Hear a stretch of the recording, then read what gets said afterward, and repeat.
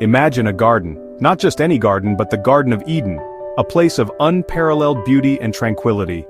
This was a paradise created by God. The sun shone brightly, casting a golden glow over everything. Clear rivers flowed through the land, providing life and nourishment to all living things. Trees burst with delicious fruit, offering sustenance and delight to those who lived there. In this paradise, Adam and Eve lived. They were the first humans, created by God to inhabit this perfect world. They were happy and free, enjoying the abundance and beauty of their surroundings. They lived in harmony with nature and God, tending to the garden and caring for the animals.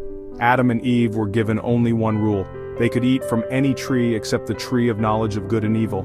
This tree stood as a test of their obedience and trust. God warned them that eating from this tree would bring them knowledge but also death.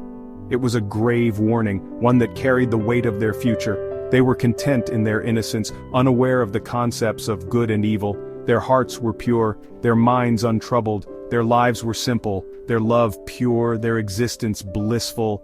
Every day was a gift, every moment a joy. This was their reality, until the serpent arrived. The serpent brought with it a temptation that would change everything. The serpent, cunning and sly, approached Eve. It spoke to her in a soft, persuasive voice. "Did God really say you couldn't eat from any tree in the garden?" it asked. Eve, surprised, corrected the serpent, reminding it of God's specific instructions. The serpent chuckled, a sly sound that slithered through the garden. "Oh, Eve," the serpent hissed. "God doesn't want you to eat from that tree because it would make you like him, knowing good and evil." The serpent planted a seed of doubt in Eve's mind. Suddenly the forbidden fruit seemed desirable, a source of untold wisdom and power. Eve's curiosity was piqued, her innocence subtly under attack.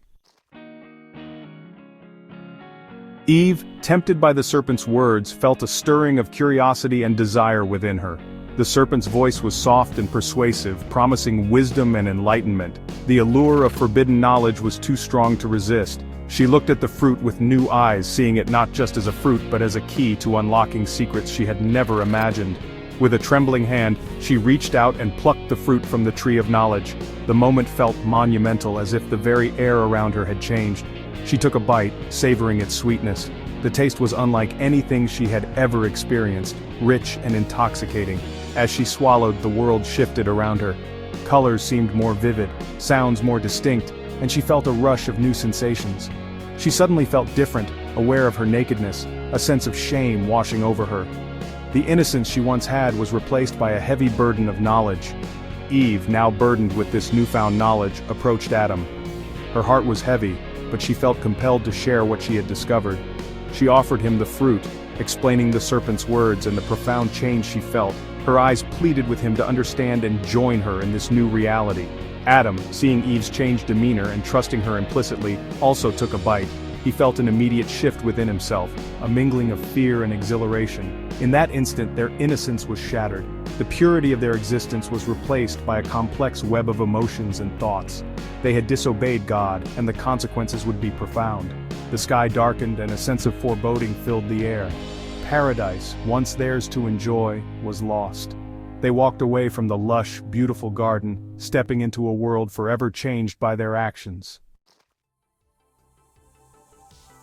Section 4. The Heavy Price of Knowledge, Exile and Suffering. This chapter delves into the profound consequences faced by Adam and Eve after their disobedience. God, all-knowing, saw what they had done.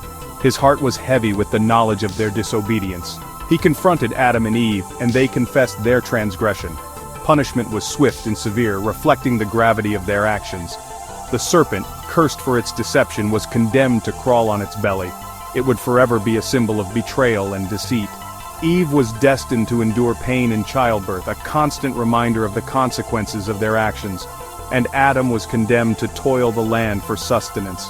His labor would be arduous, the earth yielding its bounty only through hard work and sweat. The most devastating consequence of their sin was their expulsion from the Garden of Eden. This paradise, once their home, was now lost to them forever. Paradise, once their home, was now forbidden to them. The gates of Eden closed, barring them from the life they once knew. They were cast out, forced to navigate a world now filled with pain, suffering, and death. The lush, vibrant garden was replaced by a harsh, unforgiving landscape. Their sin had brought these hardships not only upon themselves, but upon all of humanity. The legacy of their actions would echo through generations, a reminder of the heavy price of knowledge and disobedience. Section 5. A Timeless Tale. The story of Adam and Eve is a cornerstone of Christian faith. It illustrates the consequences of disobedience and the nature of sin. More importantly, it highlights the sanctity of free will and the responsibility that comes with it. Although Adam and Eve's choice had devastating consequences, it also paved the way for redemption through God's love and mercy. Their fall serves as a potent reminder of our own capacity for both good and evil. It reminds us that even in the face of temptation, we have the power to choose obedience and to strive for a life that honors God's will.